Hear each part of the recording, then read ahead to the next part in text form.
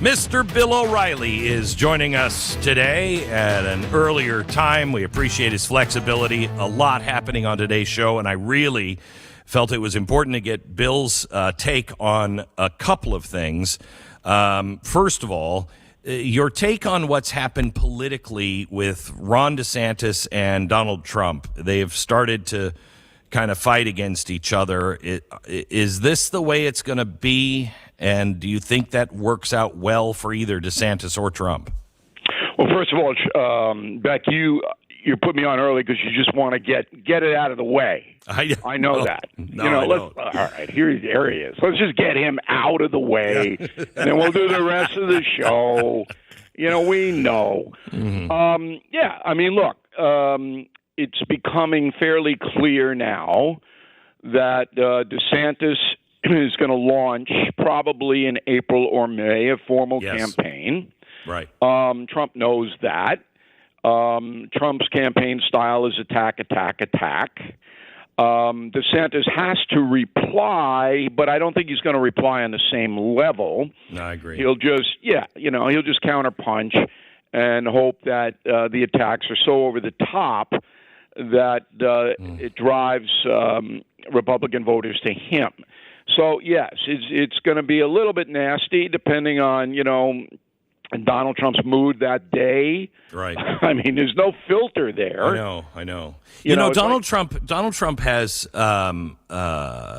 problems with the COVID narrative, but I will tell you that he's the only one that has any credibility of really almost any president, maybe except for Ronald Reagan in a way, that has credibility on stopping wars. I mean, it's clear he does not want America tangled into a war. He doesn't want any of these things. Do you think if he won again, he could actually change the course of what's happening now? It's impossible to answer that question, but I can give you an educated analysis because I had Mike Pompeo on the No Spin News, which I know you watch every day. Right after the Blaze, and then Beck turns over to the No Spin News, and Pompeo. I said to Pompeo, "Look, you were Secretary of State, and did Putin saber rattle? I mean, saber rattling means threatening to do military action. That's what it means." Right. He goes, "No." I said, well, do you believe that if Trump had been reelected that Putin would have invaded Ukraine? And he goes, no. No way. And I go, well, how do you back that up? And he said, because he didn't do anything like that when we were in there, and he was fairly reasonable in our discussions. And then, interestingly enough, he pivoted to Xi in China and said where Xi was not reasonable. All right, he was not. So to answer your question about... I tell you, Trump knows how to play these guys. Well, they're afraid of him. Yeah, they're afraid of him. He knows how to portray power to these crazy dictators. No, there's no doubt about that. Yeah. There's no doubt about it. They were afraid of him, particularly Iran.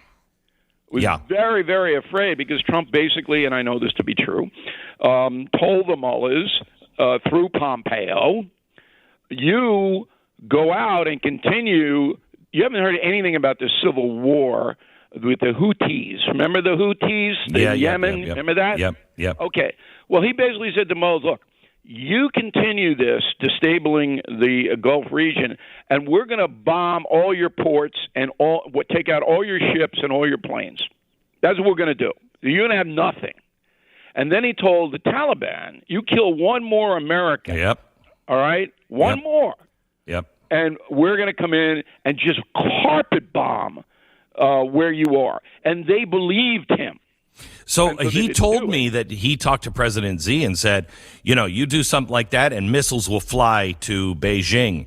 And but that's different, though, because Xi didn't believe that. Nobody would believe it. Trump wouldn't have done that. But what Trump did do to Xi was make his life very difficult economically. Yeah. Okay. And that was the cudgel there. Okay, let me switch to what you think the biggest story of the week is. Oh, Beck, thank you very much. I've been preparing this all week. Yeah. What is this Hunter Biden lawsuit threat. Thank you. This is insane. But I'm not looking at it from an ideology. I mean, the conservatives on television, they're actually taking it seriously.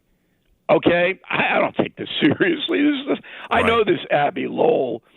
But here's the main point on this. Hunter's gone rogue because the White House could never have sanctioned this, ever in a million years. Could they have said, yeah, go ahead, threaten everybody in the world with lawsuits? Okay? The White House would never have done that because this brings terrible attention back to Joe Biden. All right? So Lowell is the new lawyer, and number one, your listeners astute, or they wouldn't be listening to you, Beck. They'd be somewhere else, but they're astute. You got to know that if a guy like Abby Lowell, who's shrewd and he's been around forever, does this, that means that action against Hunter Biden is coming. Yes. Soon.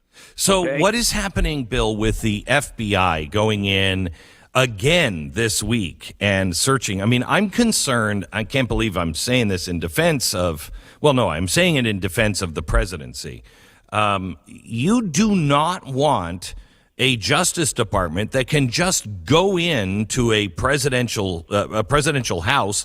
It was bad enough when it was a former president. Now it is the sitting president. Yeah, they gave him permission, though, Beck. So this is a show. This isn't anything legal. If it were legal, they would have searched the Rehoboth Beach house 2 months ago. Right. Okay? So you don't let somebody, if you look at the documents, you don't give somebody 2 months to clear them out. Right. Okay? I mean, it's the same. So all this is a show for the consumer. Oh, no, yeah, now we're going to go over and we're going to look at the Rehoboth. Well, wait a minute, hold it. That should have been done in November. Right. And then they go, well, and we're going to go to Pence's house, too. And, those of us who really understand the big picture know what all this is. It's cosmetics for the folks. It's just, yeah, well, we did our due diligence. Yeah. But let's get back to the Hunter Biden thing for just 1 second. So you assume now that there's going to be an indictment against Hunter Biden. That's what I think this is Abby Lowell thing is all about. It's going to be a tax beef, okay, that he didn't pay his taxes and it only paid them after all of this came out. And that's a federal crime, and Hunter's going to have to plea it, and he will. He won't go to trial. He'll plea it out. But in the meantime, to mask that, all right, to mask that big story, because it will be big, Lowell goes on the offense and says, oh, this is just a fishing expedition. They had to come up with something, and the bigger picture is that my client, Hunter Biden's rights have been violated, blah, blah, blah, blah, blah. But it's less than 2 years, we're going to have a new president, and less than a year, we're going to have a presidential primary in New Hampshire. So Biden doesn't want to continually have to be defending or even hearing about his son, Hunter. Mm. And this extends the story 2-3 months now. So to me, I'm sitting here going, Biden and Susan Rice, who's running the country, by the way, now that Klain is gone, she's running the country. I'm sure they had no idea this was coming down. And that's an interesting family dynamic, Beck. Mm. Okay, let me ask you one more question on this one is on Kathy Hochul. What is her deal? She just introduced a $227 billion budget. It includes higher payroll taxes plus a cap-and-trade program on CO2. So it's going to cost a lot more money. And then on top of that, let me see here, she also wants to cap electric bills at 6% of income for households that replace gas appliances. So the war on gas stoves is real. However, 45% of New York's energy comes from gas. What the hell is she doing? Well, you're going to have new neighbors with New York accents pretty soon down there in Texas, Beck. Yeah, I know. I mean, look, Kathy Hochul is a machine politician going all the way back to Tammany Hall.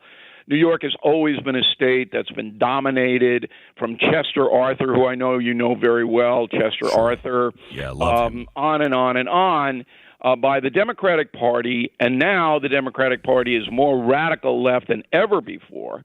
And Governor Hochul is not an intellectual genius. She doesn't understand unintended consequences of her action. You can put things in front of her and say, look, you raise taxes again, you're going to lose another 2 million people to Florida and Texas and Tennessee and the Carolinas. And she goes, well, we don't really need them anyway. Okay. So it's a disaster here because it's like Illinois and California. Is what it is. The progressives have hijacked the state, and they're ruining it, and the people who can move are moving. It's amazing. Bill Oreilly, thank you so much. Bill Oreilly, you can find him every day in his No Spin News at BillO'Reilly.com. And he's also the author of many killing books. Killing the Killers is the latest one that is out. All of his books, I think, are must-reads. There's 17 million books in the Killing series in print now. Bill Oreilly, thank you so much. We will talk to you again next week. All right, Beck, thanks.